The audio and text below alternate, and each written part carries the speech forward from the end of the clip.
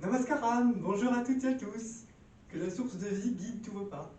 Bienvenue sur cette nouvelle vidéo. Alors j'ai eu beaucoup de questions concernant les samadhis, même si pour beaucoup c'est mettre la charrue avant les bœufs, hein, même la cerise sur le gâteau, quoique.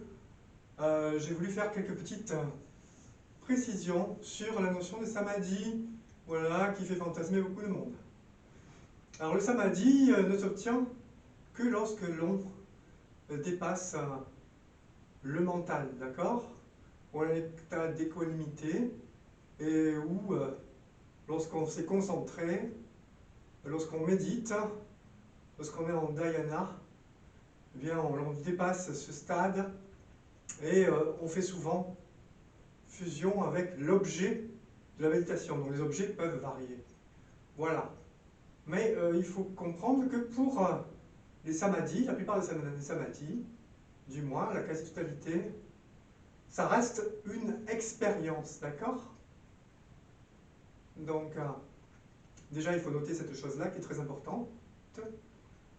Alors, il existe beaucoup en fait, de catégories de samadhi, mais pour simplifier, il y en a, il y a le savikalpa d'abord, qui est en fait le samadhi avec graine, c'est-à-dire on garde le mental conscient, si j'ose dire, voilà, tout en étant en samadhi.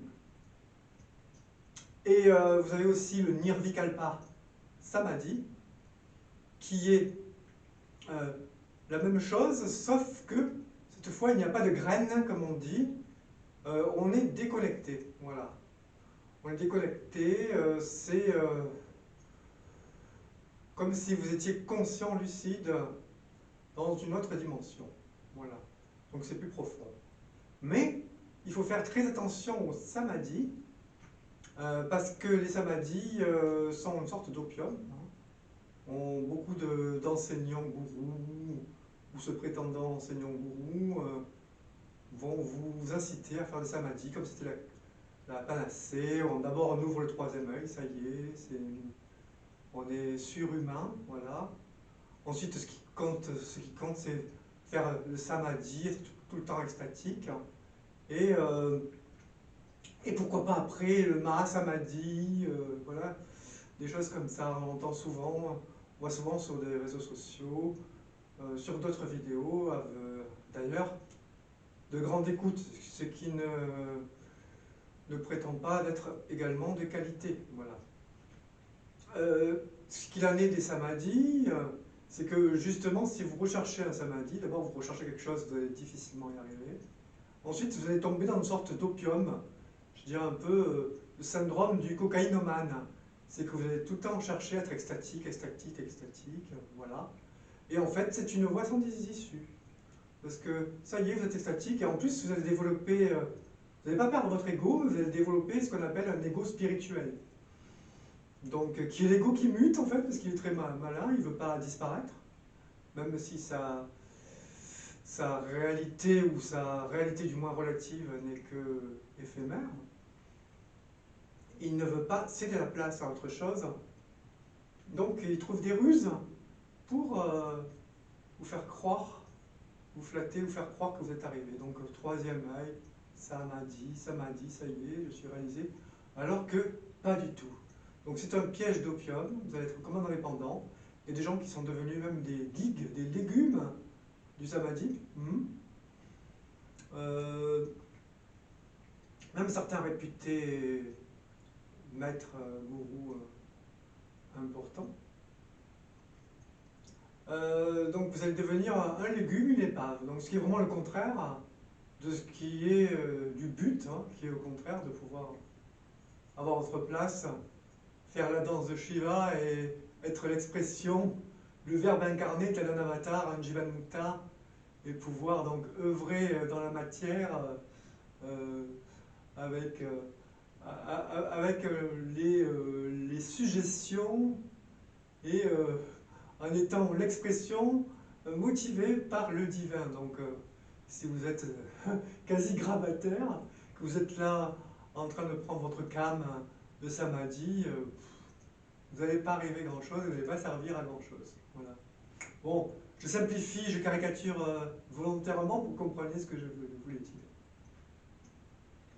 Et ensuite, vous avez une autre sorte de samadhi, qui celui-là est naturel, hein, nage, et qui est celui-là qui est en fait non recherché. Donc il est la résultante de votre infusion réelle dans le soi. Donc non pas dans les objets, mais dans le sujet. Hein, ce qui nécessite la voie cardiaque, la voie du cœur. Et celui-là, il n'est pas recherché, mais il viendra assurément dans le temps. C'est celui qui mène à la libération, à l'état de Jivan Mukta. Parce que le Jivan, c'est-à-dire l'âme épurée, purifiée, va progressivement se détacher, se désintéresser, relativement bien sûr, au corps, se retourner pour rechercher à l'intérieur, quoi? L'être, le soi, le self, Brahman, Shiva, appelez-le comme vous voulez, ça n'a pas d'importance.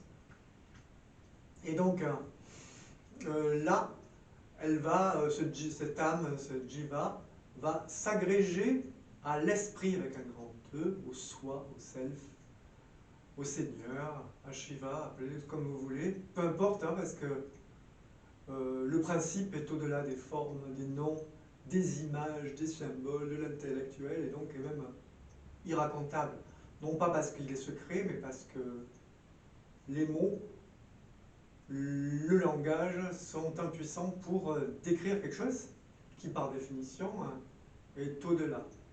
Donc on ne peut qu'essayer de s'en approcher, donc il faut faire attention de ne pas tomber dans les dédales, dans le labyrinthe de la pensée, du mental, de l'érudition. Voilà, il y a beaucoup d'embûches sur l'éveil, pour l'éveil spirituel. Voilà.